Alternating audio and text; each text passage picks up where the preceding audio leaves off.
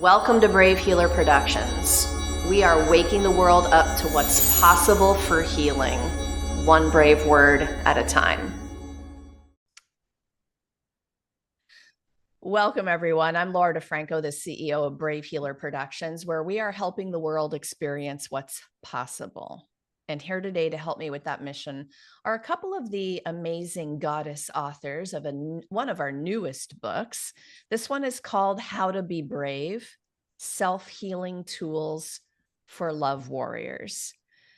You guys, these two women are mega love warriors, first of all. I'm just going to say that about them before I introduce them formally to you all. Back in May, we gathered for a really special writers retreat. We were up in New York for that. And the authors for this book were invited not only to partake in the book, but to come to the retreat and get to know each other and really do some amazing things together. I'm so, so grateful to have had that experience of being with many of them, including these two amazing women.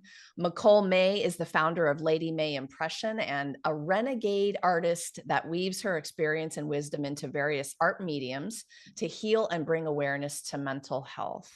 And I have Dr. Ruth Souther with me. She's the facilitator of the Vegas Path Priestess Process Mystery School and author of numerous books. Welcome, ladies. How you doing this morning? Good. Very good.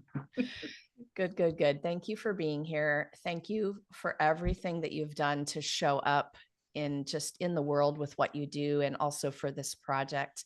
And you both are this first interview in this author series that we're going to do for How to Be Brave. And a minute ago, I was telling you how I was feeling about it. I feel like this deeper responsibility to move these stories into the world. Like How to Be Brave was kind of like a duh. Well, how come you haven't done that collaboration yet, right? With Brave Healer Productions. And so when that idea came up, and now that we're getting to the finish line with our launch, I'm getting nervous. Like, what? Laura's getting nervous about this? Yeah. So I just want you to know how important it is to me and how awesome I think you two are. Ruth, I'm going to start the party with you this morning. Can you give me the why behind this for you? Like, why did you say yes to the Brave book? Well, good morning. And yes, I can tell you that. To me, my clientele, I'm a hypnotherapist when I'm not doing writing books and doing other things. People come to me because they're afraid. Fear is one of the hugest pieces, phobias and anxiety and all of those things. And so the opportunity to write about that and have that in a book, to be out there, how do you step forward and claim your own freedom from fear, was really important to me. I love how you kicked that off. And now I'm a little bit curious. It's like, yeah, I think I want to hear more about the people coming to you. And you're saying it's always about some kind of fear. You know, in the hypnosis world, how are you getting people through? Can it be instant? Does it take a while? I don't know. Tell me a little more about that. It depends, of course, on the person. I specialize in PTSD and anxiety. That usually takes at least a few, maybe 3 to 4 sessions to really get down to the bottom of what it's about. But really, basically, what we do is reprogram the brain so that it doesn't believe that that is a threat anymore. So in PTSD, whatever's happened, we move through it. We don't forget it. We don't relive it. We take away the part of it that brings that huge fear and that tension in the body. So usually a few times. The rare person can do it in one, depending on how willing they are. When you think about fear and how it manifests in the body, tell me a little bit about how you deal with it personally. I have the kind of personality that just walks straight into it like a big old tornado cloud. Just face it, run on. If I have a moment where I shrink back and go, oh no, then I am more determined to just step in and face it. I feel like the only way forward is going forward, and I'm not one who hides from it. I think most of the authors in this book have ways to deal and ways to cope. And that's why we're here, you guys, is to share with you and help you through those moments that you're having. Ruth, thank you so much. Thanks for saying yes. And thanks for coming to the retreat and bringing your amazing energy and also just pouring your heart and soul into this chapter. Thank you. The retreat was so much fun. I really, really loved it. So thank you, Laura. And I didn't mention this, but another reason, and I believe I told you this, that I wanted to go to the retreat is because I think that you are such an amazing person. And what you do in this world is so important. I just wanted to be close to you for a few days. Oh, thank you. That was it was bliss to be with both of you and with the group that showed up. And you guys, we're putting together two different kinds of books. So there were a lot of us there, over 30 people at the retreat, but how cool to have some hugs and be with people and share that energy and all those beautiful things. Um, I shared a little bit of my why, but in terms of being brave and wanting to do this book in a collaborative way, for me, it's about finding and speaking my voice, and it has been for a really long time. So when me and my authors get together and we kind of grab hands and we're bringing some words into a book, maybe that we've never shared before, that story that we need to tell to have a moment of healing. And then we know, I think this group knows that because we did it that way, someone else's life will be moved, changed, saved, because they recognize their story in ours. And they have a moment like they're grabbing hands with us too. Oh my gosh. Like, so it gives me a little bit of goosebumps to think about that. And I think about my readers sitting there with the book and having their moment.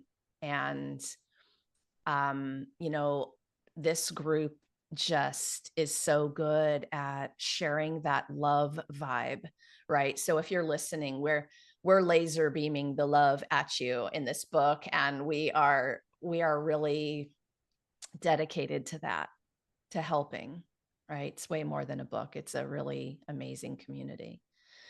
So, Nicole, tell me a little bit about your why. Why did you say yes to the Brave book? Well, first, now I have an image of us all Care Bear staring, love people. Care Bear staring. Oh my gosh. That's how I send love to people.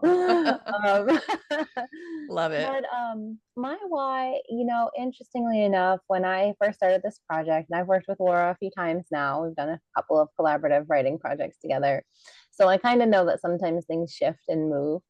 And when I signed up for it, I was like, I'm going to talk about that negative inner voice, right? The imposter syndrome, and talk about that. That's something that was kind of a safe topic for me to talk about.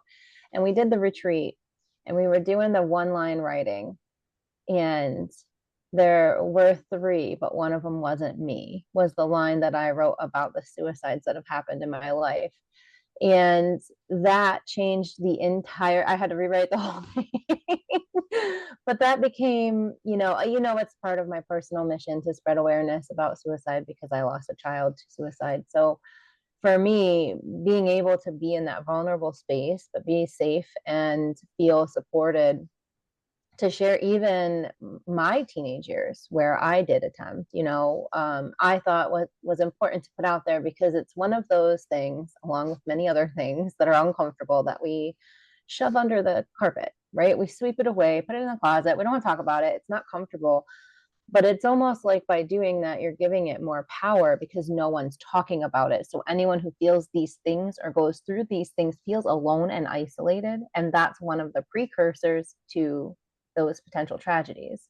So for me, writing this story became so big and so intrinsically part of myself. It is one of my favorite projects that I cannot wait to see into the world.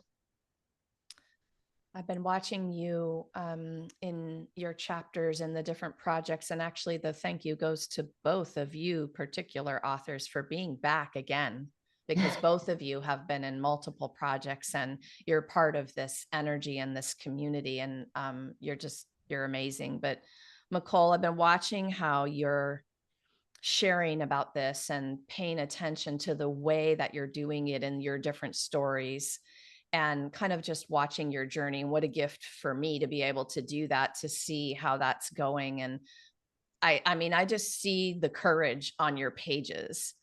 And I'm like this cheerleader from behind the scenes, if in case you didn't know that already. And I want to just like get that out to people who might feel like they're at the bottom of the pit or in the dark or whatever. What else do you want people to know if that's where they are? So I know firsthand that sometimes the darkness feels like it's forever, right? Like you feel like it's never going to end. And that overwhelming feeling of despair is 100% temporary, even if it doesn't feel that way. The only permanent solution is if you choose to leave this world. And I hope that everyone knows. I certainly wouldn't want you to live for someone else, but initially in my grief from my child, I did live for someone else. I did not live for myself. And that got me to a place where I could heal enough to say, oh, I really should have loved myself enough to live for myself, right? It did get me to that place. But just know that if you are in that pit of despair and you are feeling that low, that there is, I can guarantee, no matter what your mind is telling you, there is someone that will be devastated that you did not reach out to them. There is someone who wants to be there for you. And you just know it's temporary. Reach out to those people. And I know it's hard. When I lost my first person to suicide, she was 17. She was just turned 17. And she was just a beautiful light in the world. And I made an agreement with myself at that moment that no matter how low I went, right now, this is a very strong agreement to make with myself. No matter how low I went, no matter how bad I felt, if I ever got to that point, I would reach out, no matter how uncomfortable it was, no matter how silly I felt, no matter how scared I was, I would reach out. And if you can make that kind of agreement with yourself, it might save your life. Thank you.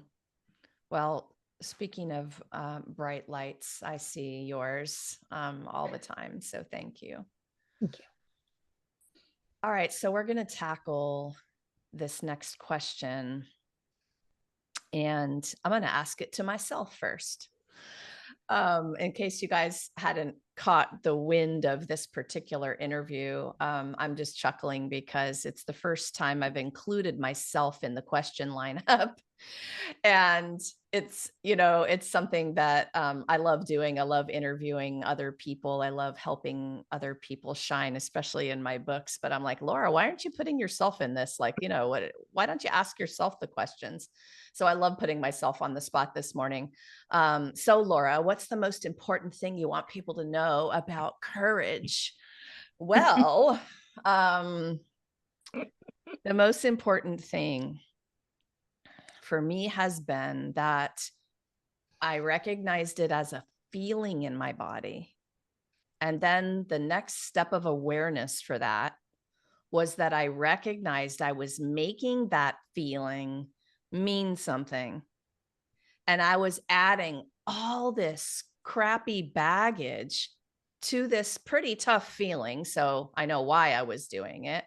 Right. And then all of a sudden that just got bigger and felt paralyzing. And there was the aha moment for me about courage. It was about being able to speak or move with the feeling in my body without making it mean anything extra. And when I realized that that feeling, if I really could transmute it to fuel, it would be different. And it started to be different. So in the beginning, this fear of public speaking was paralyzing for me. I moved to the open mic stage, just shaking like a leaf, feeling like I would pass out, legs not feeling like they were mine. Like it was crazy. And I learned how to move with the feeling. I learned how to speak with the feeling, and it just got better and better. I'm not telling you guys it's gone, but because I recognize it as fuel, purpose driven fear, I can move with it much, much easier than I used to. So that's my version of this question. Nicole, what's the most important thing you want people to know about courage? Oh, wow. The most important thing about courage. I think I say this a lot, so I guess I'll go with this one. I think the most important thing to realize is that it doesn't happen in absence of fear, right? It's not the absence of feeling that fear. It's very similar to what you're saying. It's acting in spite of or with or in flow with your fear. It's recognizing that this is part of what I need to do, and it is an act of self-love. I love that. I think I might have to quote you on that one. Courage is an act of self-love. I'm in love with that quote, Nicole. Thank you. You're welcome. Ruth, how would you answer this one? What's the most important thing you want people to know about courage? One step at a time. That when you feel completely shut down by fear, it's like the old saying, there's nothing to fear but fear itself. And so one step at a time, one little tiny movement forward gets you through the hardest parts. And then what Nicole was saying earlier about there's always someone that you can talk to, that you can talk it through. And when you talk it through and you hear the words aloud, it's very much like writing. You read your story through and you're like, ooh, there's places I need to fix. It's the same thing. You speak it out loud and suddenly it doesn't seem as big. It doesn't seem as fierce or as scary as if it's all inside and you keep holding on to it. Then it gets to be this giant thing that isn't even real in most cases. Yeah, shift the energy. You can talk to somebody, even if it's just about the feeling that you're having, you get to shift the energy, and there's a little jiggle movement. There's a movement, things start to move and shift, and then it's some other kind of feeling. Like sometimes 1% is all you need. Thank you, Ruth. I love thinking about just the tiny step. All right, gals. One more big one for you. So when I think of fear and being brave, a lot of the times I think about my little self. And when I say that, I'll just say younger self for everybody. Because when I say, can you think about your younger self in those moments? You may think of yourself at a particular age. So there's no rules here, right, for this question. Nicole, what's the most important piece of advice you'd give to that younger self about being brave? Oh, what is the most important advice I'd give to my younger self about being brave? That's a heavy question. Um, you know, I think my younger teenage self had a little too much bravery. And I think when I go younger than that, right, I was very scared and I felt very unsafe because I didn't feel like I could step into my power because everyone that was harming me was bigger and scarier than me. Um, so if I had to go back, I guess I would tell myself that you're brave because you survived. Hmm. Yes. Oh, that feeling is a little bit around my heart. Thank you for that. You're brave because you survived. I think there's a lot of people that need to hear that one today. Ruth, how about you? You're going back to give your younger self advice. What would you say about being brave to that young woman, little girl? How old is she, Ruth?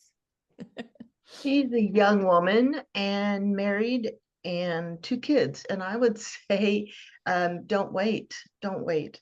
When I was a kid, I was perfectly brave and happy and did things actually that probably got me in trouble a few times.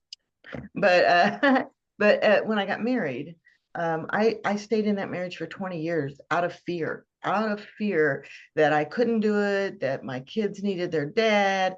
I mean, I had a litany of list of things that kept me there, and it was a huge mistake. I knew. So my best advice to anyone is when you know in your gut that it is time to stop being afraid, because you don't know how it's going to unfold. You don't know what you can accomplish. I would not be sitting here today if I had stayed there in that marriage. I would not know anything that I know if I had stayed there. I would not be married to her husband of 33 years if I had stayed there. When you know, and then take action. Don't waste time. Ooh, yeah, that's a big yes with an exclamation point for me. The big ditto. I resonate with that story very much. It's interesting when I think about the younger self, the message back then.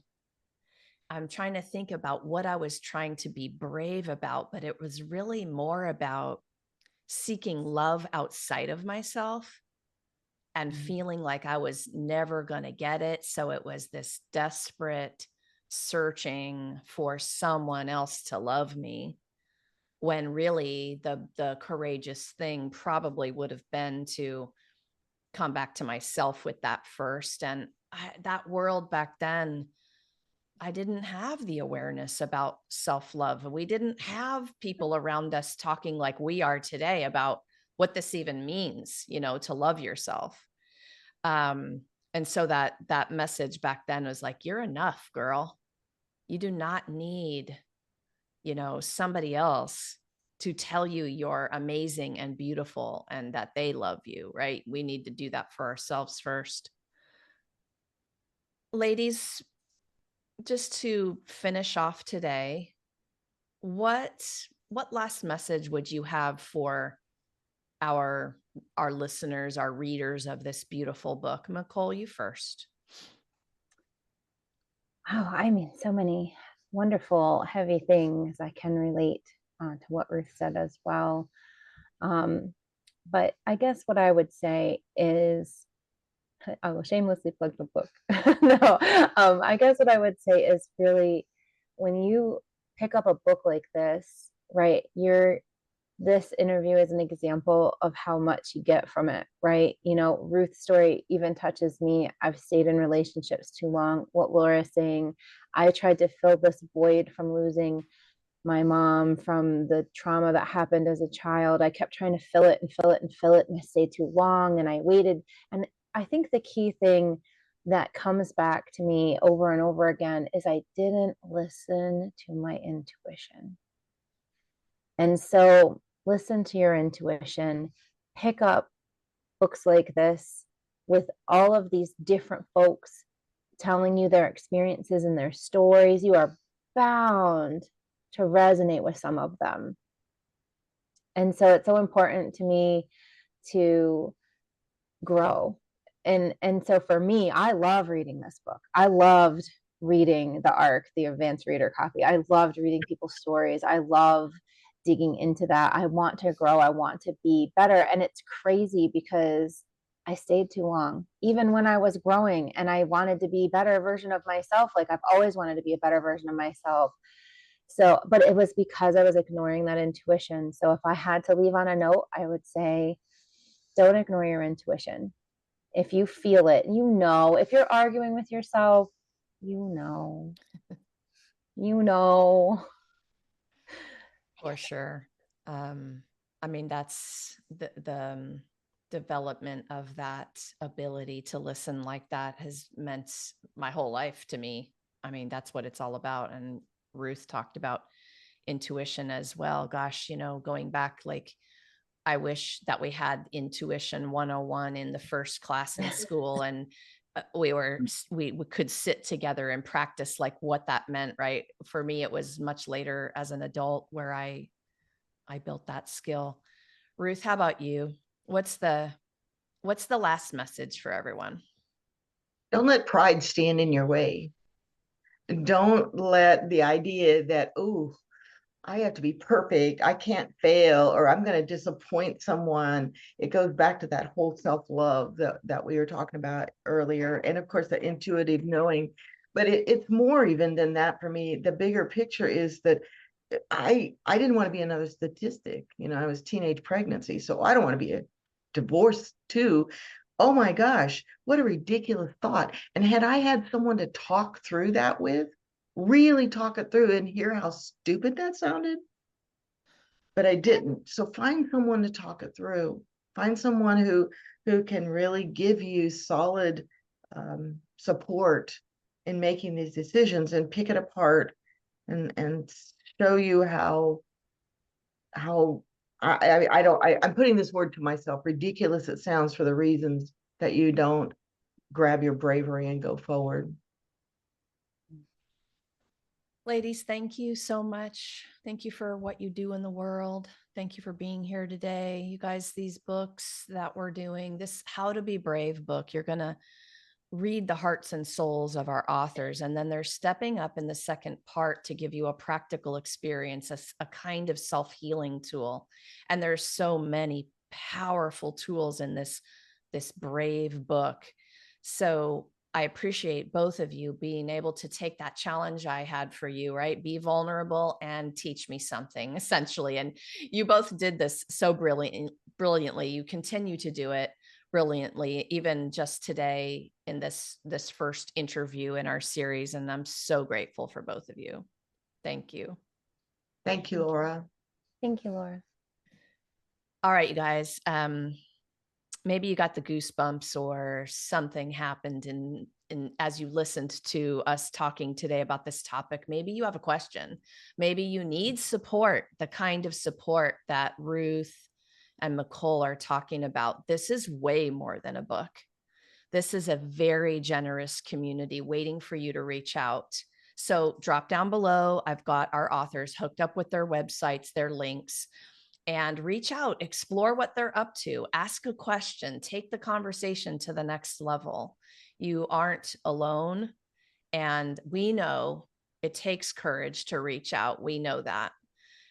We're here, we're ready, we're waiting, we're laser beaming that love at you today. And it's there for you, right? So remember, you guys, you can also join for our big ass book launch party that we're going to have on it's going to be on October 24th, and I have information down below how you can actually join the Zoom with all of our How to Be Brave authors. We are going to have a blast, and you'll get to be with them and ask questions and have fun and really feel a part of that community. And of course, Amazon has our beautiful book for you ready and waiting. We can't wait for you to go over there, purchase your copy. Let us know what you think about the book. Please leave your review for us. Thank you, thank you, thank you. And lastly, today, everyone, remember, your words change the world when you're brave enough to share them. So it is time to be brave. See you next time, everyone.